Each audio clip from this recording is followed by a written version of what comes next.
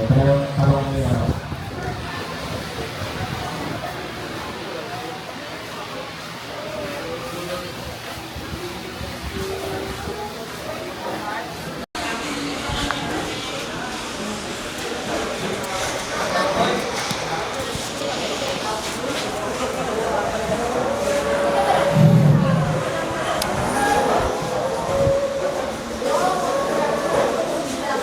Okay, sige.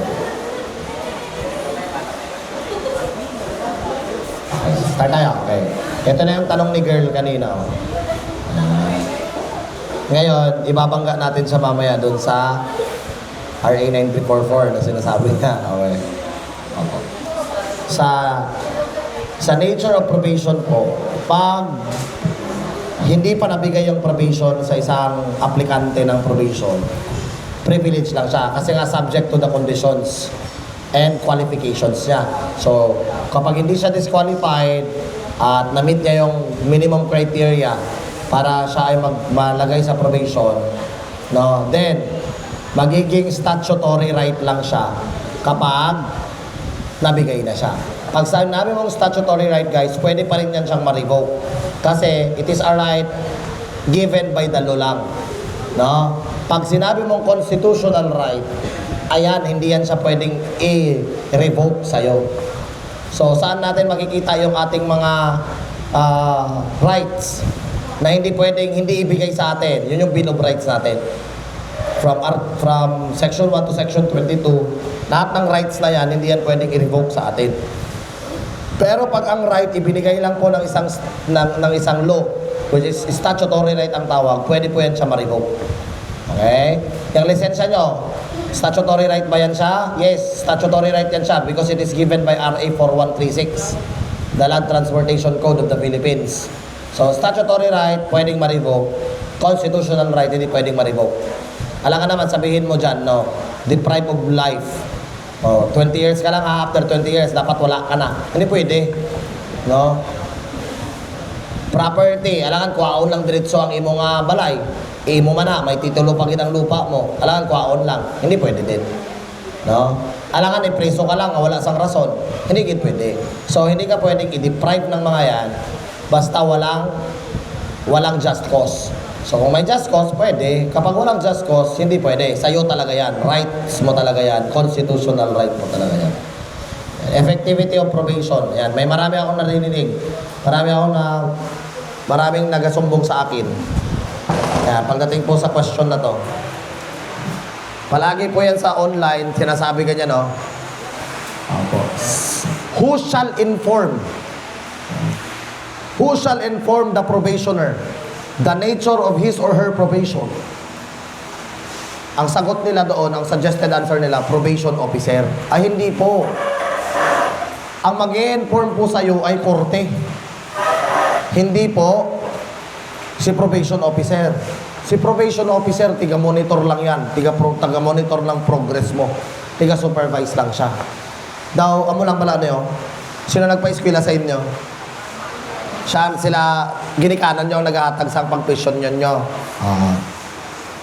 Tapos, mangayo ka kondisyon sa pikas balay. Pwede ba to?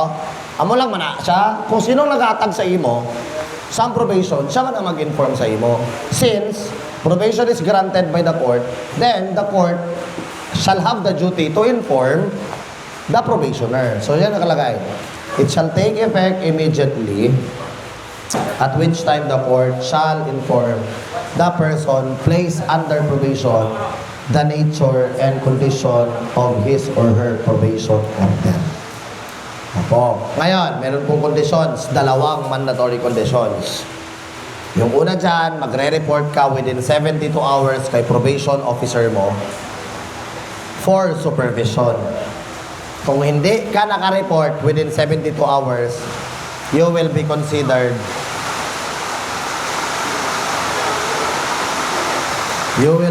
mapapausa ko nito pag sisigaw ako.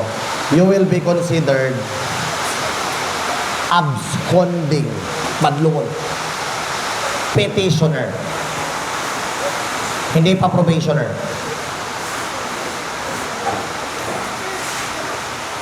Ano, napapasa kayo dyan?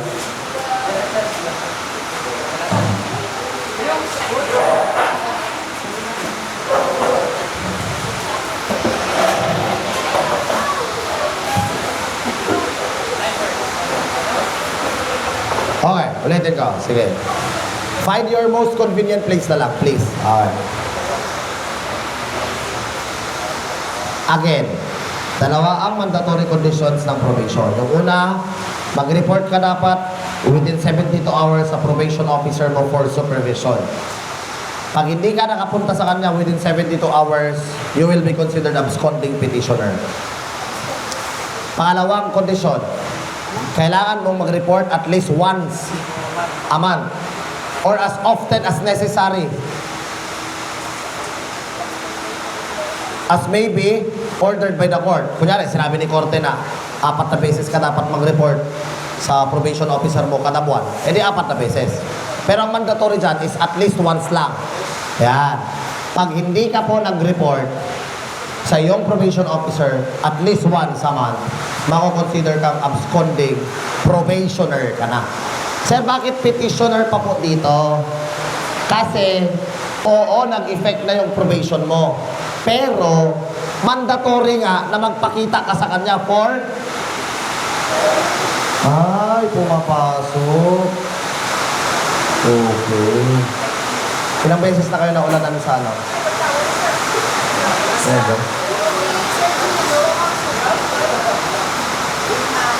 Okay.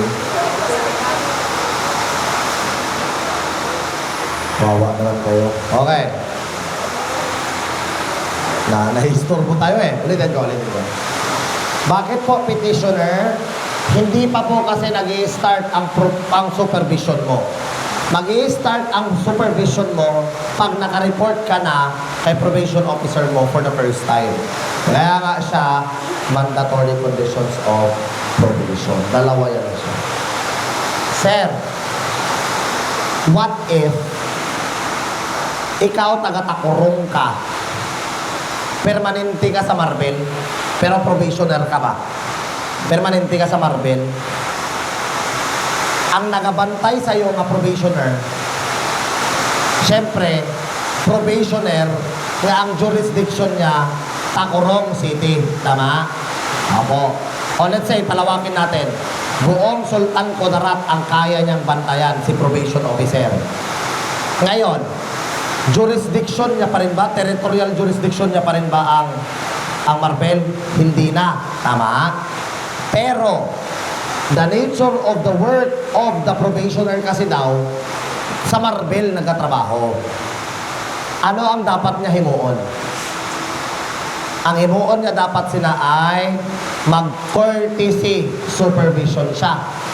Ngaman, kaya dahil permanente siya dito sa Marbel, maglakat siya sa isa ka probation officer nga ang jurisdiction niya Marbel. Kaya permanente siya dito. Ang tawag doon, courtesy supervision. Nakuha niyo? Pero ang original nga magbantay sa imo, mag-monitor sa imo, kag mag-supervise sa imo, kaya ang imo nga probation officer kung diin ka naka-resign. And that is, kunyari, taga-Tacorong ka, yung probation officer ng jurisdiction niya Tacorong. Nakuha niyo? Sir, paano kung lumipat? Taga-Tacorong. Nag-decide ka na ngayon na lumipat ng Marbel. Nakaasawa ka na, ganyan. At doon yung gusto mag-settle sa Marbel. Probationer ka. Pwede ka bang lumipat ng residence mo? Pwede. Ang pamangkot. Siya ba gihapon na taga-Tacorong ang magbantay sa imo? Hindi na.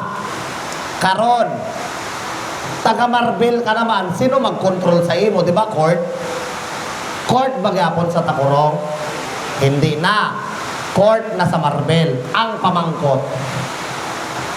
Kay sino mo i-transfer ang court records mo sa Marbel? Kay sino?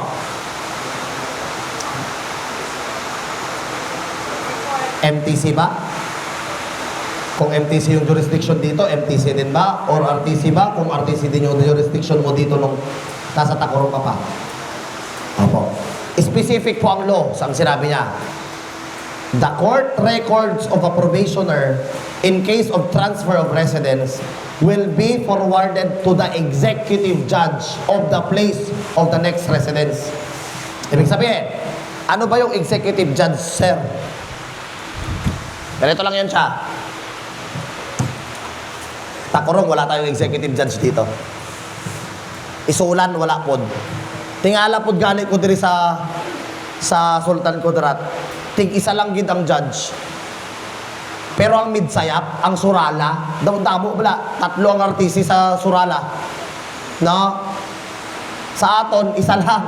Sa Takurong, isa lang po sa isulan. Amo na siya nga ang jurisdiction ni Takurong, damo. Lambayong, Takurong, Lutayan, Quirino, Columbio. The rest, jurisdiction ni isulan. So wala tayong executive judge, wala dito sa Takurong, wala. Isulan, wala po. Okay. Ganito po ibig sabihin ng executive judge. Example, sa surala, may 3 ka RTC. RTC, 1, 2, and 3. Tapos may ara sila sang MCTC dira. For purposes of the raffle of the case, hindi ba nabi pwede nga, ako na, nga kaso. Ako po hindi pwede. Kinahanglan, may ara sang mag-decide for the raffle of cases. Kani nga mga judge, may ara sila i-assign or i-appoint nga executive judge. So, ibig sabihin, si Judge RTC 1, Judge RTC 2, Judge RTC 3, and MCTC Judge, dira maghalin ang isa ka executive judge. Usually yan, seniority. Kung sino pinaka-senior na judge, yun po yung mag-executive judge. For example, ang pinaka-senior na judge is si RTC 1. Opo, siya po yung magiging executive judge.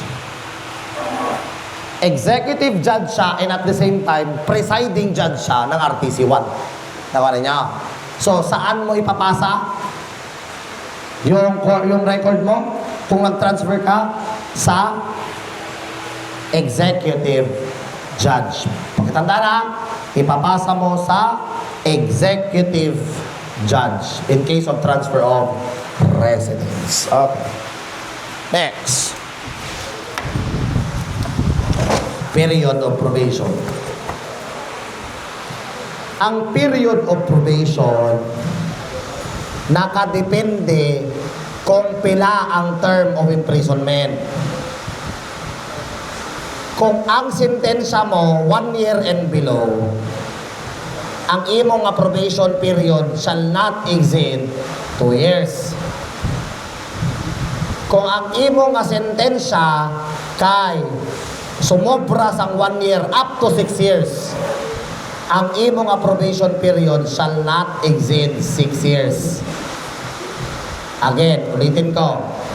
Hindi pwede magpataka kung pila ang probation period mo. Nakadepende na siya kung pila ang sentensya mo. Kung ang sentensya mo 1 year and below, mag-probation ka na hindi lalampas ng 2 taon. So, 2 taon ang pinaka-maximum mo na mag-report ka sa iyong probation officer. Pag 1 year ang imprisonment mo. Pag 1 year, more than 1 year, up to 6 years, magpo-probation ka ng hindi lalampas ng 6 na taon. Sir, paano po ang fine? Apo. Pursuant to Article 39 of the Revised Penal Code, that is the rule on subsidiary imprisonment or subsidiary penalty. Ngayon, pag fine daw, wala kang pambayad. Di ba i-convert yan siya sa kulong? Tama? Ang tawag doon, subsidiary imprisonment. Tama? Eh di, kukulong ka dapat. Hindi ka nga pwedeng makulong kasi nga magpo-probation ka. Tama? I-convert ngayon natin yung preso na yon into probation. Paano yan siya? Sabi niya dyan, it shall not be less than nor more than twice the number of subsidiary penalty. Paano? Example, ang subsidiary penalty, paano kino-compute, sir? Basic.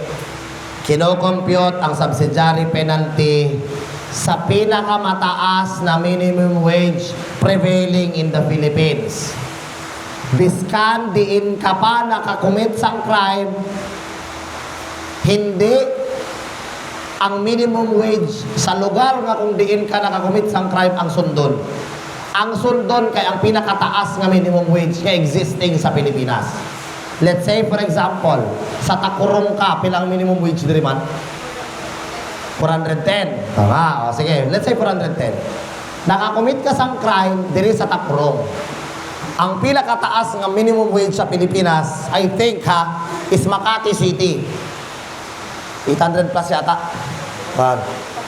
Pero mahal man din ang kanilang living doon. Hindi man parehas dito nga. Pagbugtaw mo, wala ka sudan, mangita ka lang sang malunggay. Oh. Ngita ka dayon sang, sang tinapa. Dito kay wala mo. Mahal gid ta na. Sabi ng mga classmates ko doon, pinakamurang boarding house daw doon, 5,000. Bed space pa na. Diba? So, mahal kaya po ng living. Amo na nga mahal po ang ilang minimum wage. So, ang gagamitin natin, yung pinakamataas. Let's say, 1,000 para mas dali mag-compute. Example, ang fine nga ginambal sang korte sa imo nga kaso kay 10,000. 10,000. Tihambal mo kayo na, sir, the subsidiary imprisonment is equivalent to every 1 day is for 1 minimum wage na araw. Okay. So, kung 10,000 ang imo nga fine, kag ang pinakataas nga minimum wage sa Pilipinas, let's say 1,000. 1,000. I-divide mo siya. 1,000 adlaw mo. Kuwara ka sa prisuhan. 1, 2, 3. 1, 2, 3. 10 days ang imo nga preso sa fine mo. Hindi ka ganit pwede ma-preso, no? So, mag-probation ka, no? I-apply. So, pila ang iya nga probation period kung 10 days ang iya nga subsidiary penalty. Pila? Applying the principle of number 3.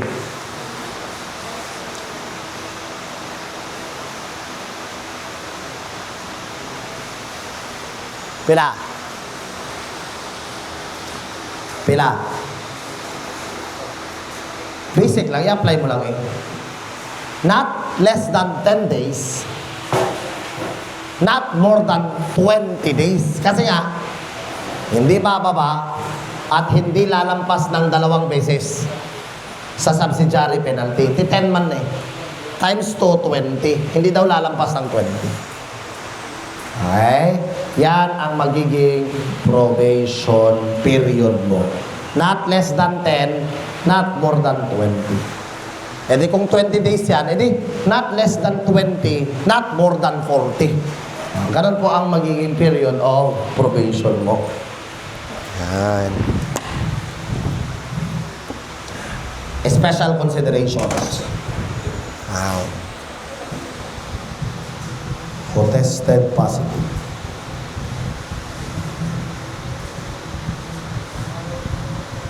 Yan.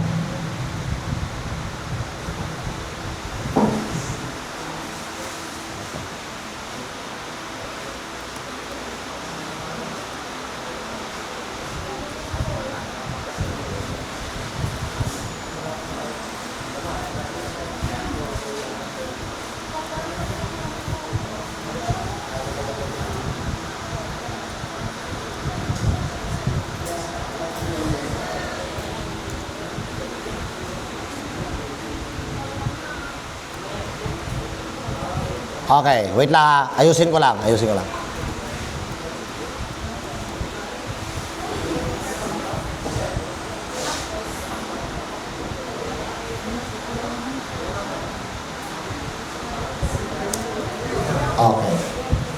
Ayan.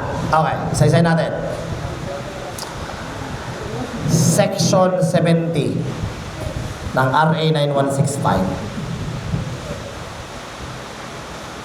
ay applicable sa mga first-time minor offenders regardless of penalty.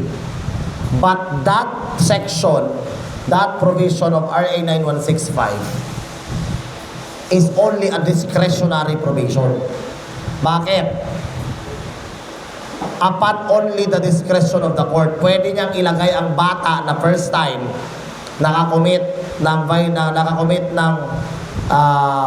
violation of RA 9165 regardless of penalty. For example, nagbenta siya ng droga, that is drug pushing, tama? Section 5. So pag Section 5 yan siya, life imprisonment yan siya. So hindi siya pasok sa probation dapat, tama? Pero pwede siyang mag-probation upon the discretion of the court. Kaya nakalagay dyan, discretionary probation po ang tawag dyan. Po. Ngayon, Section 57 naman ng RA 9165 is for drug dependents. Sir, paano po yung drug dependents na yan? Ang drug dependents na yan ay nag-test positive ng Drug Dependency Evaluation or DDE. Yan, ipapacheck mo talaga yan sa isang accredited na doktor para malaman kung siya ay drug dependent o hindi. Ngayon, automatic ang probation yan sa mga drug dependents who tested positive in drug dependency evaluation and discharged as rehabilitated by a DOH accredited institution. May provided siya na nakalagay. Provided mayroon pong voluntary surrenders. Nag-surrender po siya under the voluntary submission program of the government. Paano po yan siya, sir? Pag ang tanong sa board exam, hey, si A nahuli during bypass at nag-test positive siya ng drug dependency evaluation. Can A invoke Section 57? Hindi, kasi hinuli siya. Pwede lang siya kapag nag-surrender ka. Yan. Pag hindi ka nag-surrender, hindi mag-apply ang Section 57 sa'yo. How about yung isa, automatic community service? Automatic community service yan siya, pareho lang siya sa automatic probation. Pero user lang siya. Hindi siya nagbebenta, hindi siya nagpuposes ng droga. Pareho lang din ang requirement. Kailangan nag-surrender ka voluntarily. Sir, bakit, sir, community service? Bakit, sir, community service? Bakit, sir, hindi probation? Okay. Hindi po siya probation kasi ang first offense po ng Section 15, drug use, is only 6 months rehabilitation. So, ang rehabilitation po, hindi po siya kulong. Ang kino-convert mo lang kasi sa probation is kulong. Ay, bakit mo, ma-convert mo ba yung rehabilitation sa probation? Hindi. Kasi nga po, kulong ang kino-convert sa probation. Kaya siya, ang ina-apply mo dyan is community service for users only. For users only. Ngayon, meron po yan siyang meron po yan siyang AM. Yan po yung AM na yon. 07-8-2-SC para sa mga bata yan. Rules on children charged under RA 9165. Ang tatandaan nyo po dyan sa drugs, guys, sa RA 9165, 4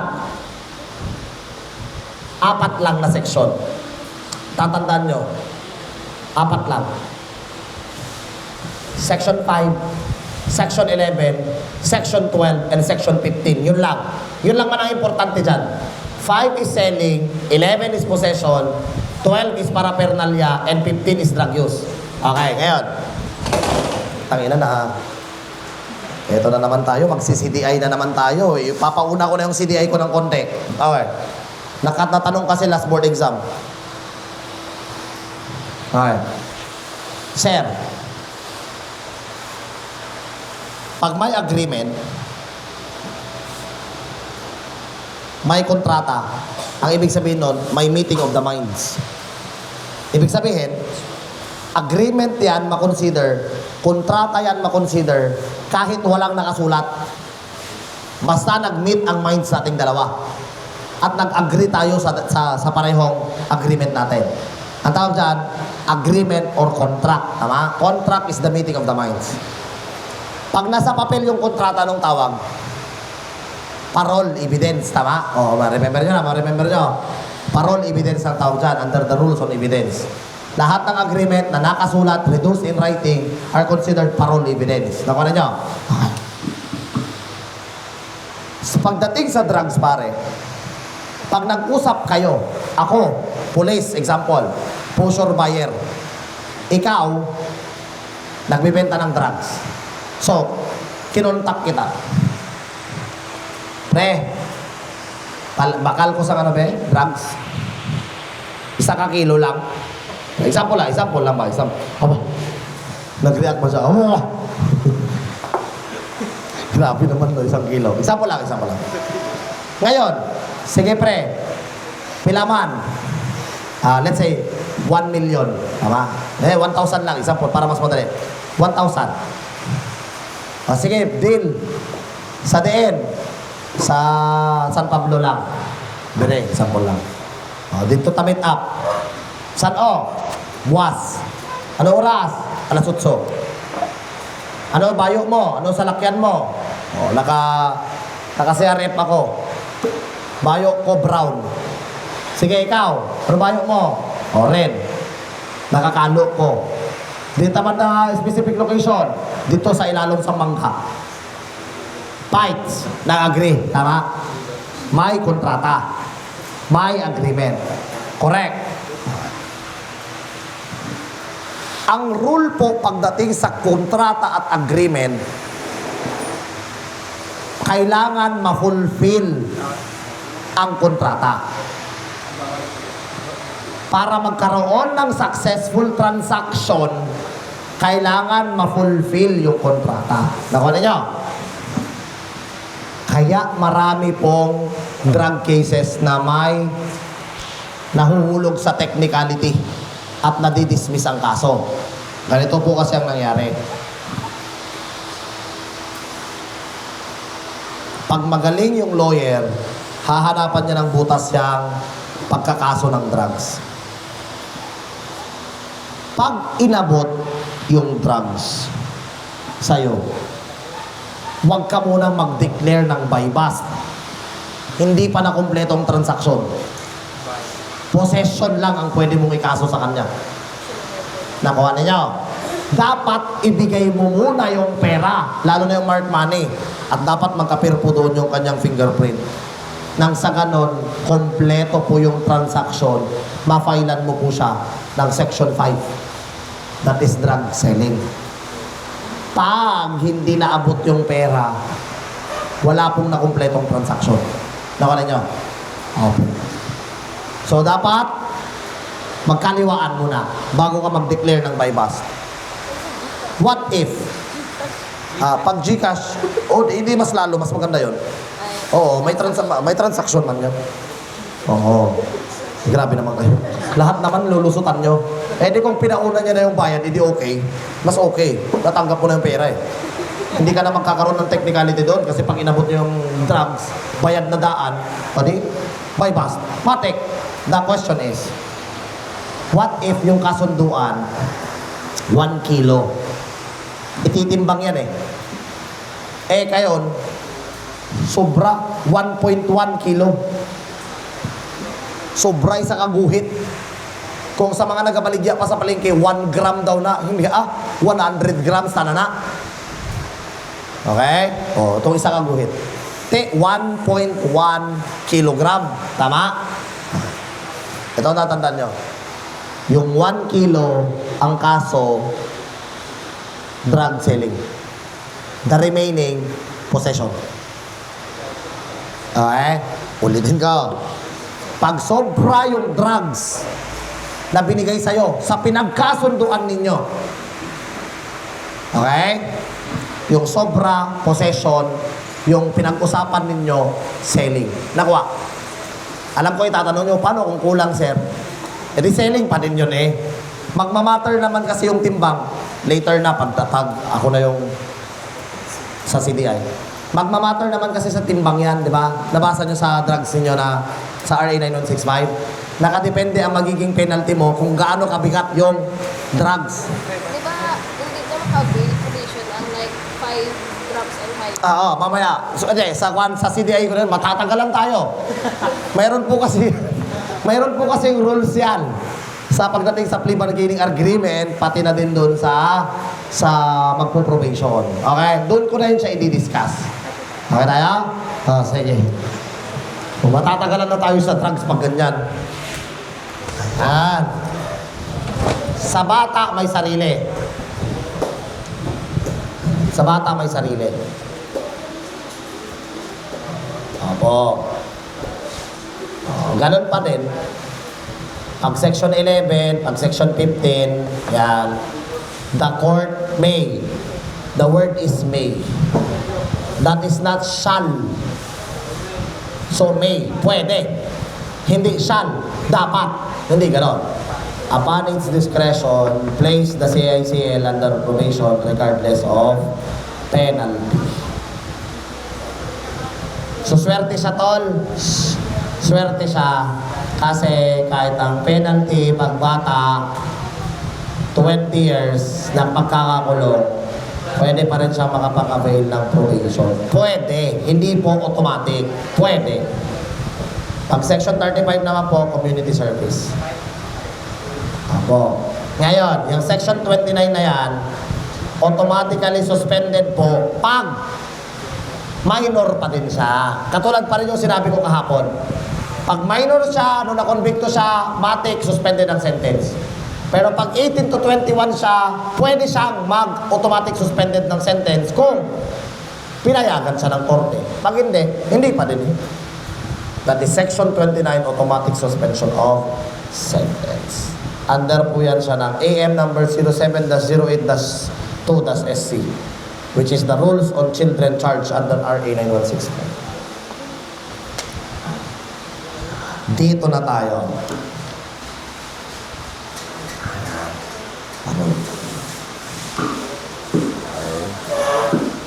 Dito na tayo sa parol.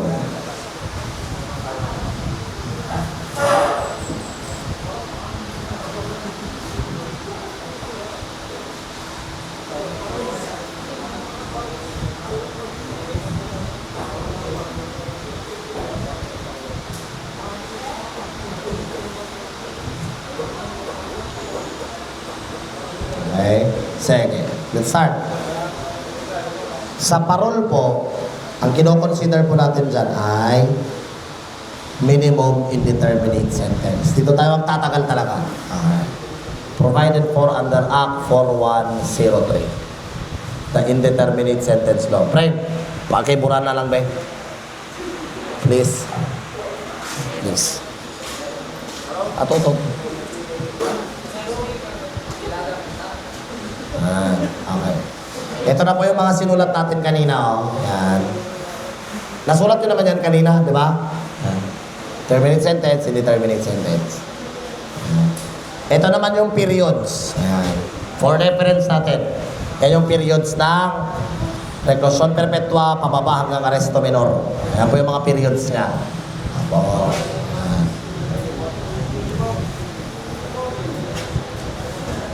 Oh, yan po yung periods niya, di ba? Oh, dali lang man yan. Madali lang i-memorize yan.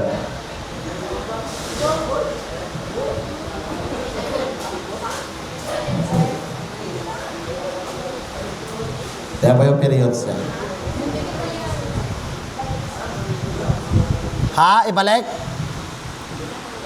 Ibalik sa... okay. Sorry. Are, nasulat nyo na galing na gainan, no? Oo. Para. Ilay ko lang muna basis. Ito naman yung periods. Oo. At ito naman yung sinulat naman natin kanina na degrees of penalty at saka range of penalty. Tama? Okay.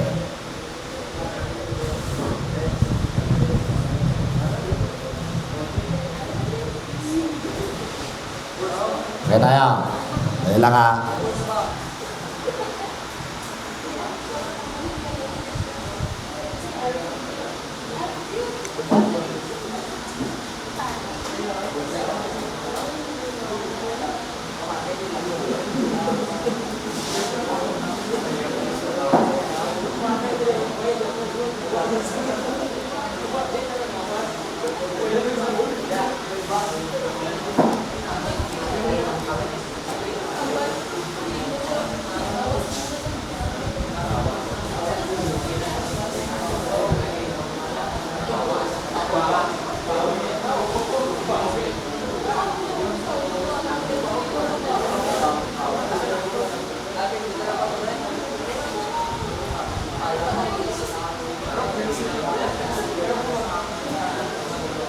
Wait lang.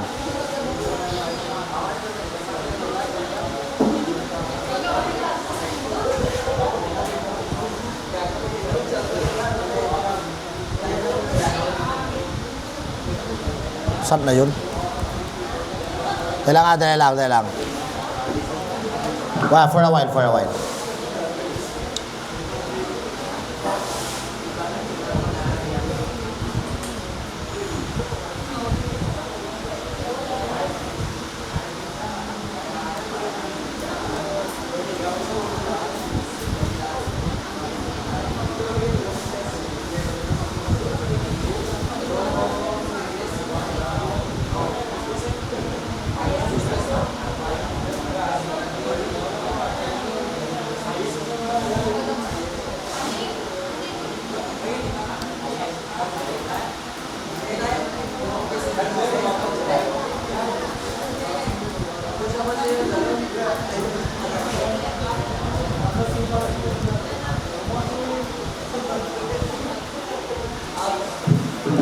Okay, sige.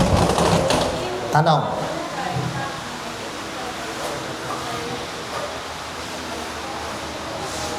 Hanapin natin ang minimum at saka maximum. Okay tayo? Pakita ko to para may reference kayo.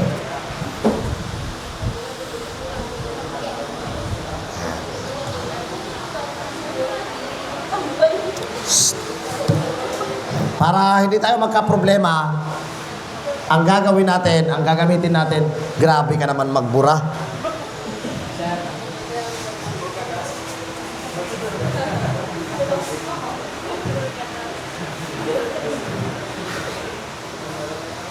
Ang gagamitin natin ay na crime is serious physical injury. Yan. Yan ang gagamitin natin crime.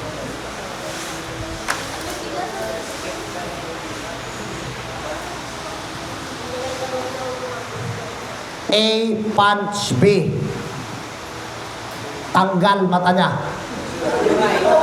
Serious, di ba? Tama. Okay, so example nga lang, grabe naman kayo. Apo. Ngayon, A, the scenario is A, punch B, tanggal mata niya.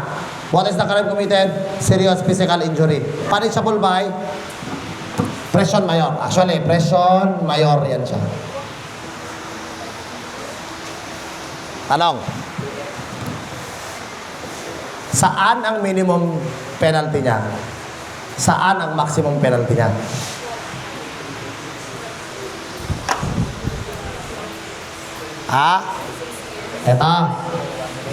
Eto.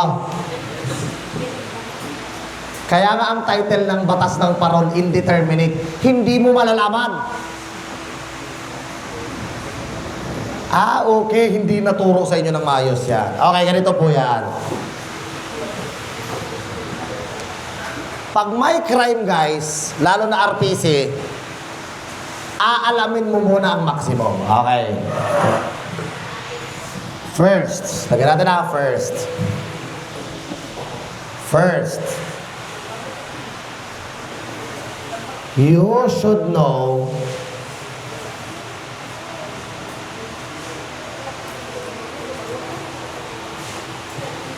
the crime.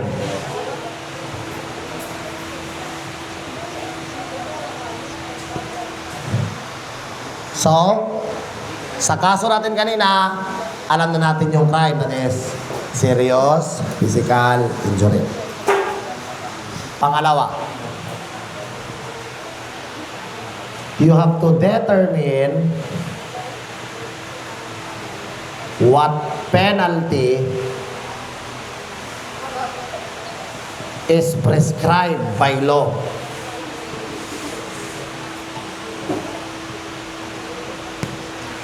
Alam nyo na that the penalty prescribed for serious physical injury is presyon mayor. Kaya alam na natin yun. Pangatlo, find the maximum indeterminate penalty. Okay. Dahil indeterminate siya, ganito po ang paghanap. Una, consider any attending circumstance.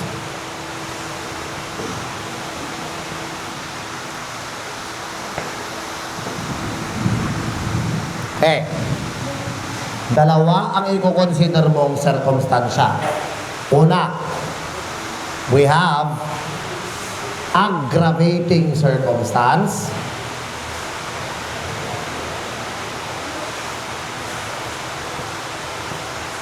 And mitigating circumstance.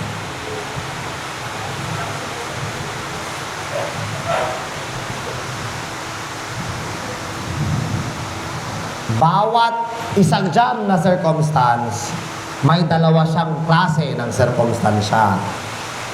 Una, sa aggravating, meron tayong tinatawag na special aggravating circumstance.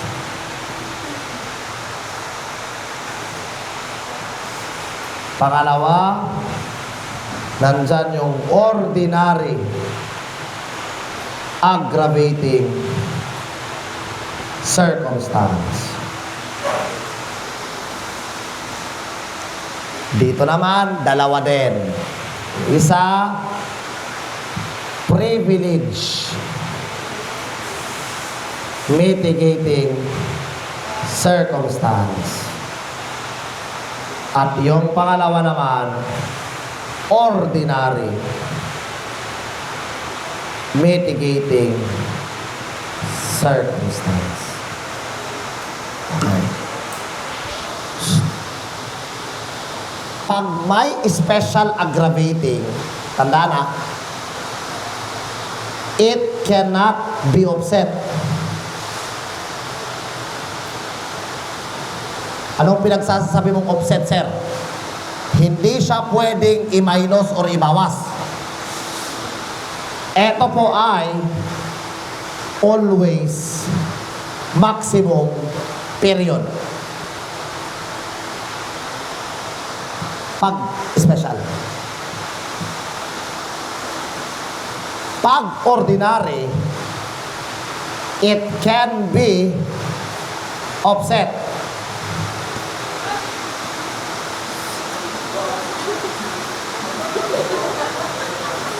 It can be offset. Kanino mo siya ibabawas? Can be offset kay ordinary mitigating. Okay. Ito naman, si privilege, cannot also be offset.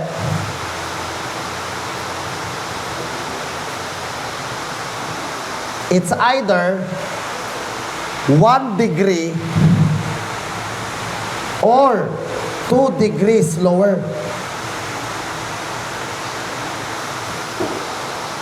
Pag privilege. Ito naman, it can be offset. Kanino mo siya ma-offset?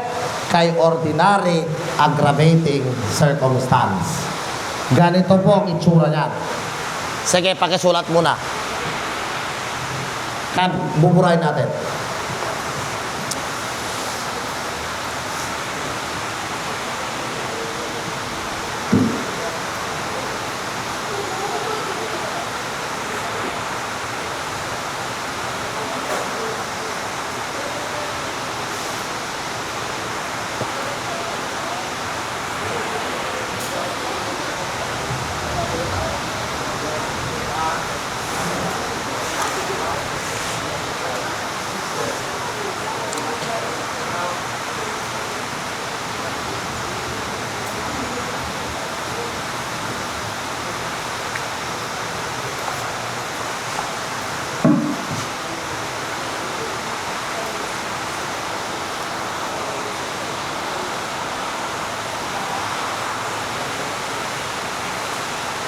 Okay. Pwede na, pwede na. Part.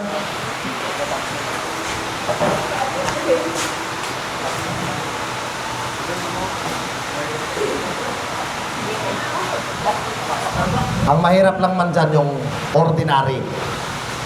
Yung aggravating kasi na privilege at saka mitigating na privilege. Mamaya na, madali lang yun. Okay. Okay, ganito po yan siya.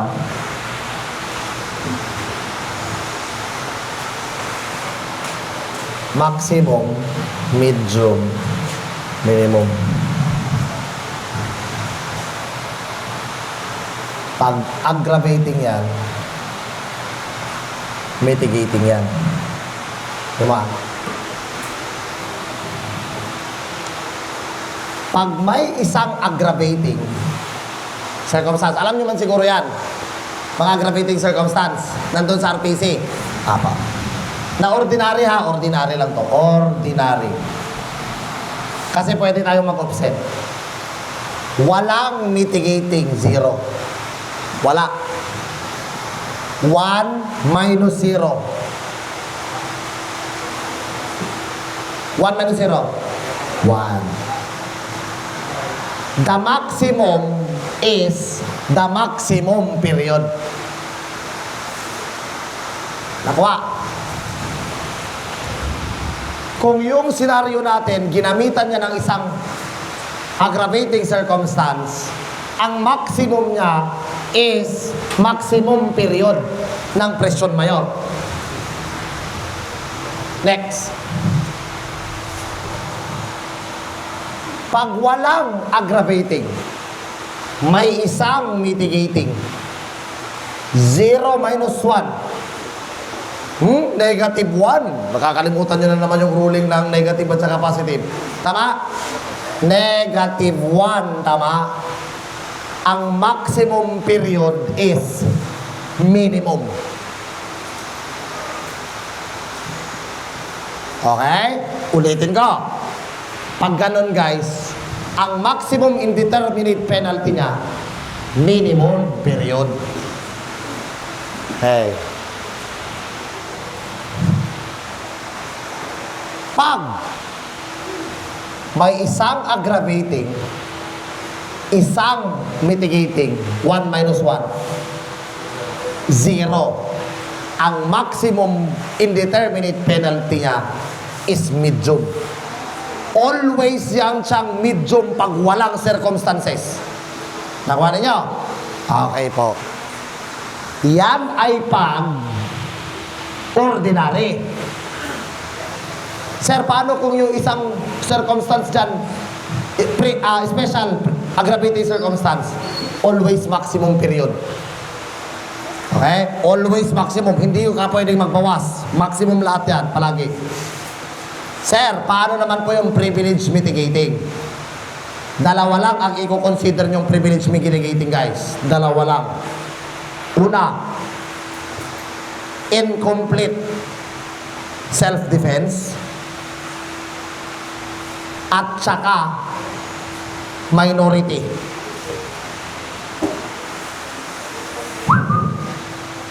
Dalawa lang ang i-consider mong privilege mitigating. Pag ito ay incomplete self-defense at saka minority. Okay. Incomplete self-defense tayo. Pag isa lang ang wala sa tatlo. Di ba tatlo yan? Unlawful aggression, the reasonable necessity to prevent or repel the unlawful aggression, and the lack of sufficient provocation on the part of the person defending himself or herself. Tama? Tama. Tatlo, di ba? Ang kailangan mayroon dyan palagi ang unlawful aggression. That is what we call the indispensable requisite of self-defense. So, pwedeng mawala yung dalawa. Yung isa hindi pwede. Pag isa dyan wala, 2 degrees lower. Nakala nyo? For example, A punch B, tanggal mata. What crime is committed? Serious physical injury. Tama? A is defending himself, but incomplete self-defense. Yun yung tinatawag nyo na lack of sufficient provocation. Kunyari, yun yung wala. Tama? 2 degrees lower. So, from presyon mayor, baba isa, presyon correctional. Baba isa pa, aresto mayor. Yan ang kanyang magiging maximum. Kaya nga sabi ko hindi nga pwedeng, ito sir, hindi mo alam, kaya nga indeterminate siya. Abo. Ngayon, pag isa lang ang meron, dalawa yung wala sa self-defense, 1 degree lower siya. Pag minor siya, 1 degree lower. Nakuha na nyo? Pag minor, 1 degree lower. Nakuha natin? Nakuha natin? Okay. Sample. A minor. Punch. B. Tanggal mata ni B. A. Surrendered to the authority and pleaded guilty during arraignment. Fine the maximum penalty.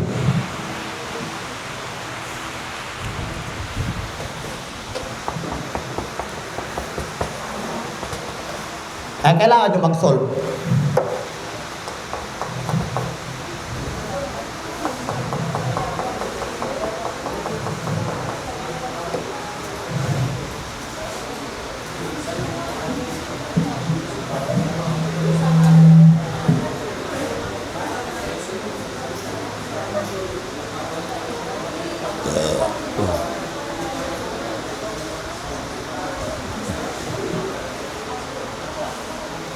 Okay. Ano? Kaya ako solve. The crime committed is serious physical injury pa rin. Tama? Penalty prescribed is presyon mayor. Tama? Ano yung senaryo? Minor. May 1 minority. Nag-surrender. 1, surrender. 2, nag-plead guilty during arraignment.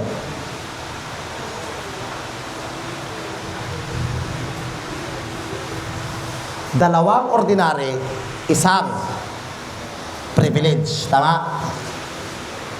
Presyon mayor, presyon correctional, aresto mayor. Ano ha? Medium, minimum, maximum, medium, minimum. Maximum, medium, minimum. Okay. Unahin natin yung privilege. At saka yung special, inuuna palagi yan. Okay. Minor, 1 degree lower. Tama? Dalawa. Surrender at saka plead guilty. 1. 2. So the maximum penalty is the maximum period of aresto mayor. Ganyan pala. Yes.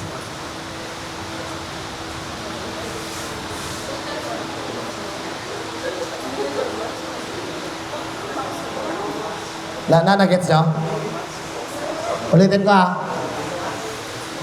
Diba? Ang serious physical injury, ang penalty niya prescribed by law is presyon mayor. I-determine nga natin yung maximum indeterminate penalty. Kasi pag hindi mo na-determine yun, hindi mo rin ma-determine ang minimum. Unahin natin ang maximum. Okay. Since minor siya, 1 degree lower. Always medium po ang basis. Medium po palagi ang basis. May surrender, bababa isa. May plead guilty, bababa pa po ng isa. That will be the maximum period of arresto mayor, ang kanyang maximum indeterminate penalty. Nakuha. Okay. So, kayo na mag-solve. Another example.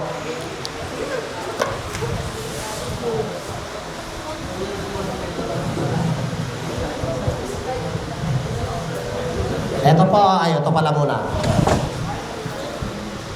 Yan po yung mga mitigating circumstances ninyo. At sabi ko dalawa lang dyan ang privilege.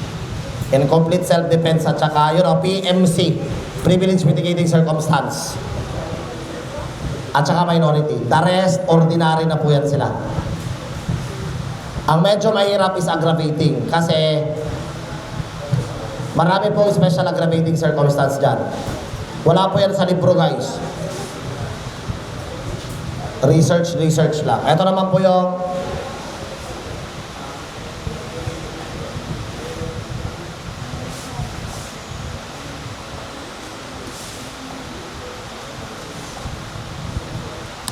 yung aggravating. Yan. Yan po yung aggravating.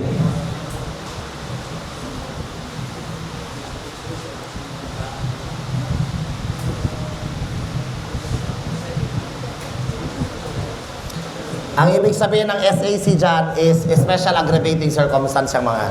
Pag walang SAC sa kanyang gilid, ordinary yan sila. Ako. Another one, ito po yun siya. Karugtong.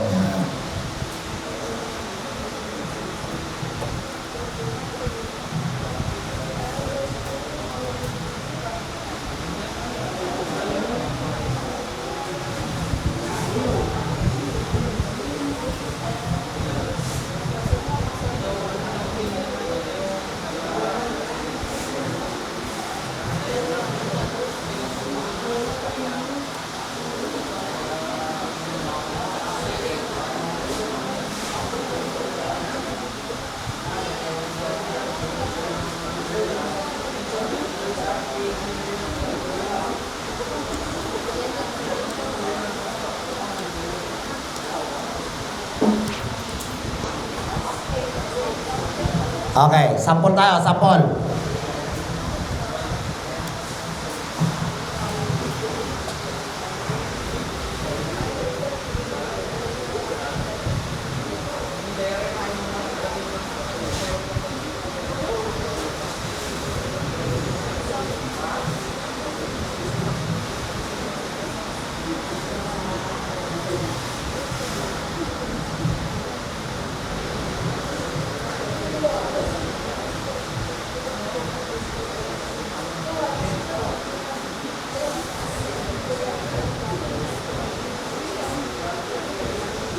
Okay, solve. Kung hindi nyo ito, kung tinitignan nyo lang yan, hindi nyo makukuha yung sagot. Kailangan mo mag-solve.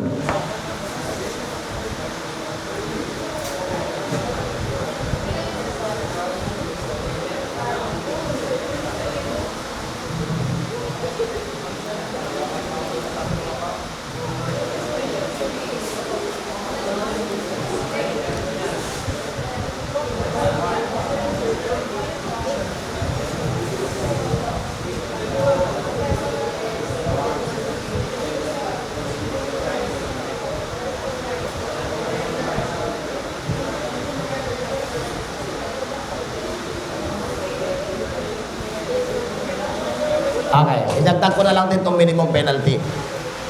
Ang minimum penalty, pakitake doon na lang.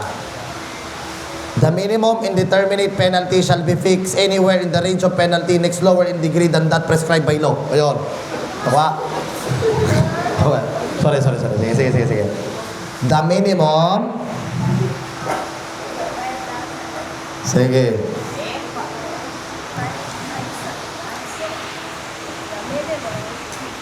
Indeterminate penalty. Daw grade 1 law.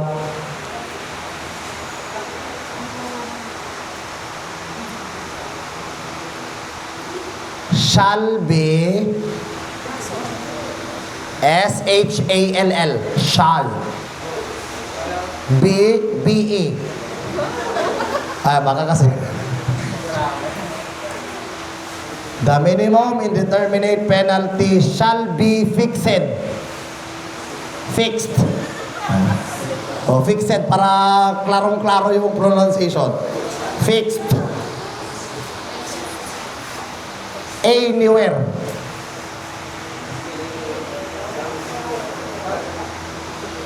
in the range of penalty. Next, lower in degree. Than that. Than is T-H-A-N. Than that, the T-H-A-T. Prescribed. Prescribed by law. Okay, interpret natin. Ang simple lang yan. Di ba pinasulat ko sa inyo kanina yung range at saka degree? Balikan niyo yung sinulat ko kanina. Di ba may range, may degree. Tama? Ganito lang yan, tolo. Di ba ito example natin kanina, no? Tama. Ang maximum niya, maximum period ng arresto mayor, tama? Opo. Ang minimum niya dyan, i-apply natin. Sabi niya, anywhere in the range of penalty. Ang range of penalty, itong mga to. Next, lower in degree. Basic, Ang minimum nito, yung example natin kanina na minor A minor, punch B, tanggal mata niya. After punching B, surrendered to the authority and pleaded guilty. Ang maximum nito, maximum ng aresto mayor. Ang minimum niya, guys, anywhere in aresto minor. Ibig sabihin, kailangan niya lang i-serve yun. Pagkatapos noon, pwede na siyang makalaya. Nawa na niyo? Okay tayo? Next. Minus ka lang ng isa. Example. A punch B. Yun lang. What is the crime? A punch B. Tanggal mata niya. What is the crime committed? Serious physical injury. Penalty. Presyon mayor. Saan ang maximum?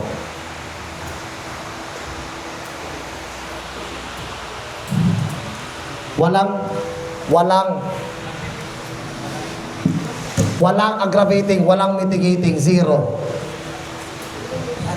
Tama.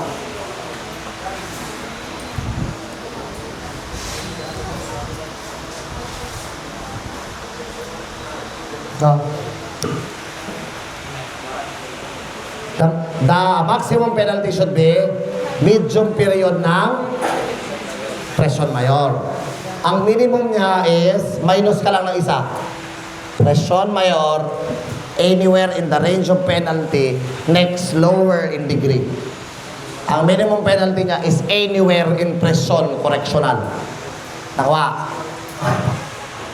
Ganun lang yun siya. So, let's answer.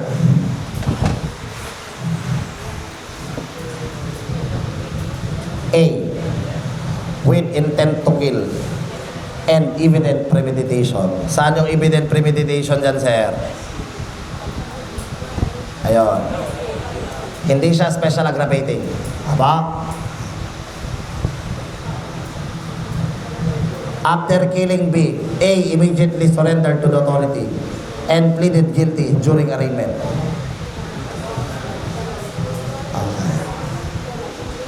What is the crime?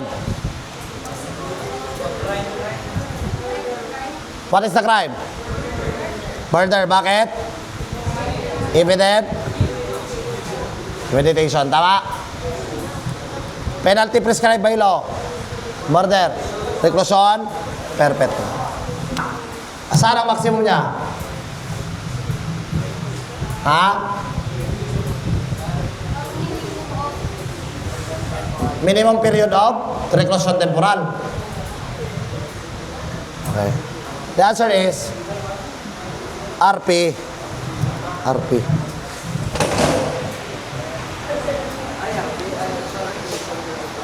May minimum, may medium, maximum ang RP out. Wala mo. Kaya nag-minus ka mo. Fixed mo. Fixed. Di ba ginampal ko kay ina? Kare, para lang sa indeterminate penalty. Di ba ang RP? Determinate. Ay, tama. Tama. Very good, very good. Ay, naku, nag-minus. Tana sila. Sabi niya, 1, minimum ng reclusion perpetua. 2, maximum ng reclusion temporal. Wow! Fixed. Takwa? Okay. Fix. Okay.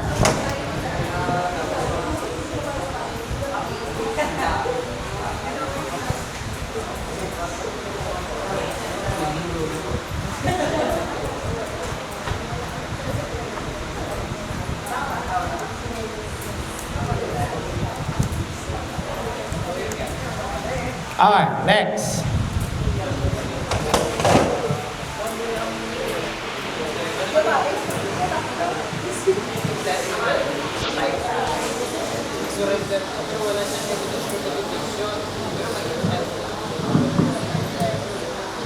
Basta may nabatay, killing is presumed. Intent to kill is presumed. Opo.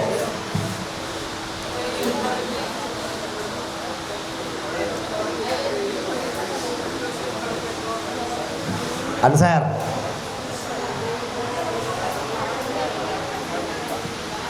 Kailangan mo mag-minus yan. O, yan magma-minus na kayo.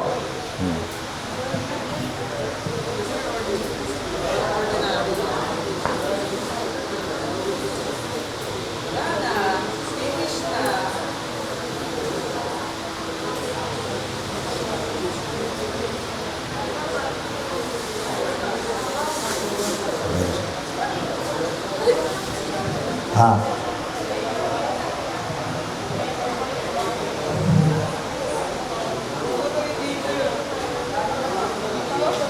Answer.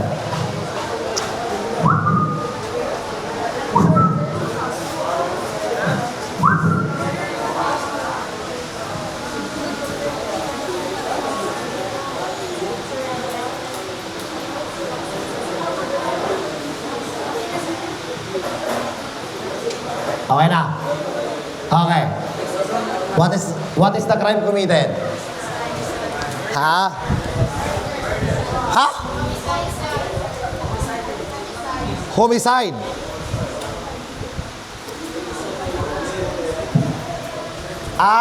Okay. Nadadali na naman kayo. Lahat ng killing may intent to kill yan.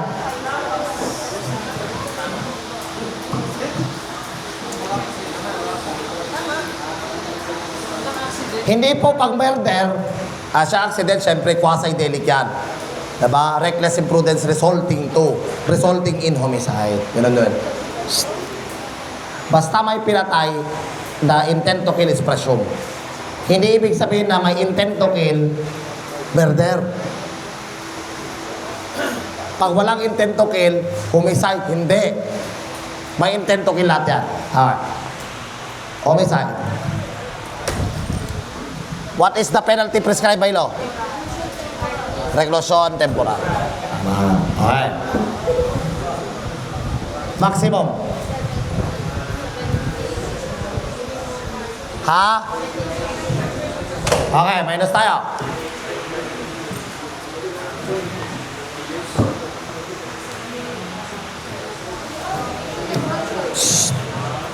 Reclusion temporal. Di ba medium palagi ang basihan? Tama.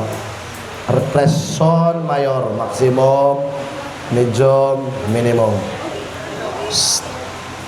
Dalawa, di ba? Plead guilty at saka nag-surrender. 1, 2, maximum period of prison mayor.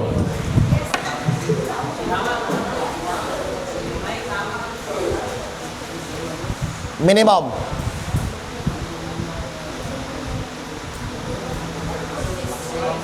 O nga, anywhere in prison correctional.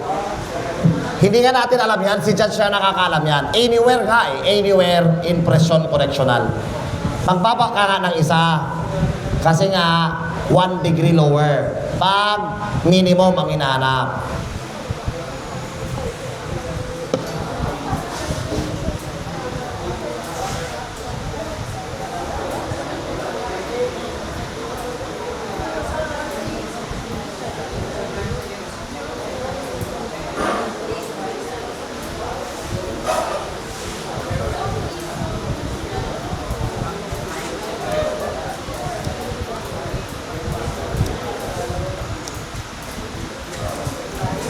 How about this one?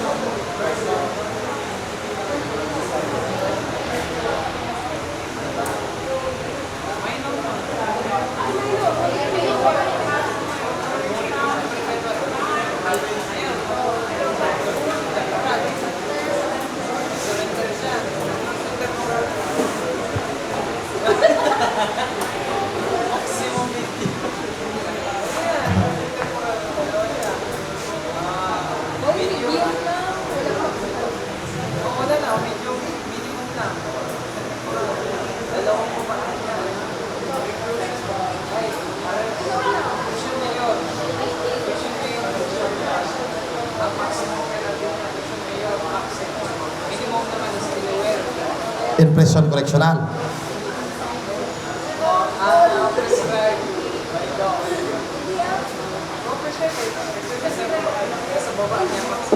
Hindi Ang prescribed by law na that time is yung resulta ng paghanap mo ng maximum. Yun na yun siya. Oo. Okay. Okay, answer tayo. What is the crime committed? May evident premeditation, Murder. What is prescribed by law for murder? How about the maximum penalty? Oh?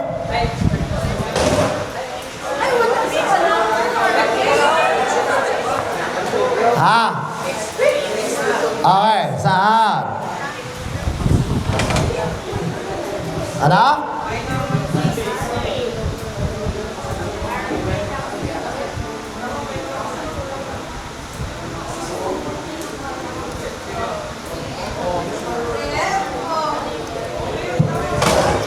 Bakit? Pagdating po sa privilege, kailangan mong i-minus yan. Kaya nga si Janice, di ba 2 murder yon? Kaya nga ang kanyang penalty, 34 years. Kasi na-invoke ang privilege mitigating na minor. Kaya nga ang kanyang penalty, guys, reclusion temporal, nakita nyo, 34 years. 17. 17 years. 2. Kaya 34 years. Pagbata, minority, basta privilege mitigating, ibawas mo. Kahit pa reclusion perpetua pa yan. Nakuha na nyo? Tama? Tama? Tama? That is wrong. Bakit? Shh. That is only, guys, that is only, wrong yan sa inyong ginahuna-huna.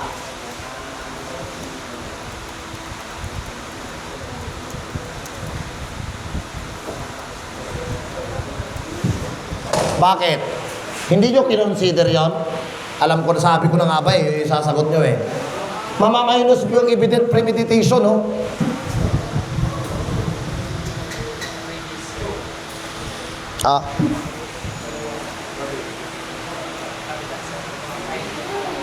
Ordinary.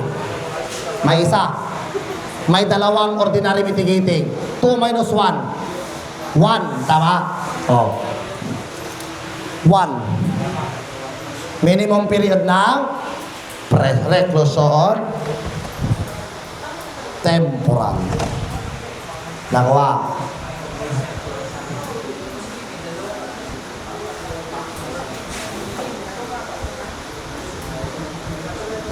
Last.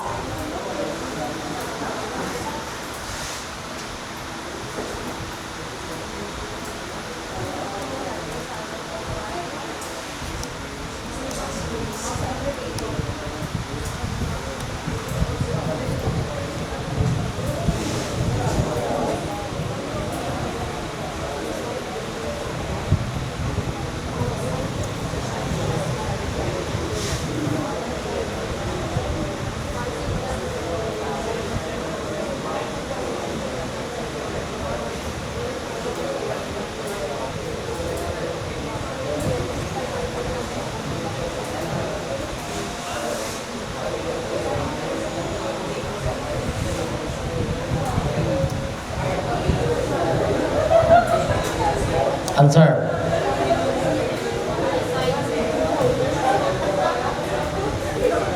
Na-compute nyo na? Tapos na nag-compute? Naka-compute na kayo? Wala pa. Compute nyo. Bilisan nyo. Compute. Compute.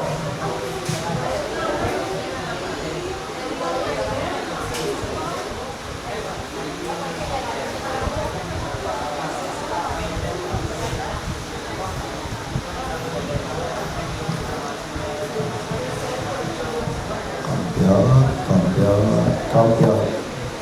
Okay na, may sagot na kayo? May sagot na? Uy, pero na? Huwag kasi kayo mag-alanganin para matuto tayo. May sagot na kayo?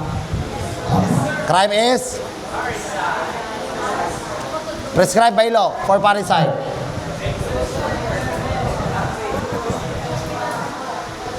Maximum. Ha? Medium period of reclusion temporal. Bakit? Kasi minor, nagbaba ng reclusion temporal. May dalawa pa man.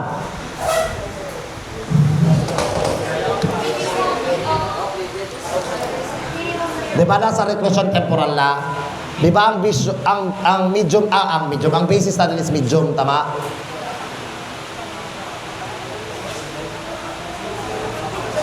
Ilan yon? Dalawa, di ba? 1, 2. Maximum ng presyon, mayor. At ang minimum niya, anywhere in presyon, correctional. The answer is RP. In the crime of parricide, inherent ang blood. Kahit minor ka pa, reclusion perpetua. In the crime of parricide.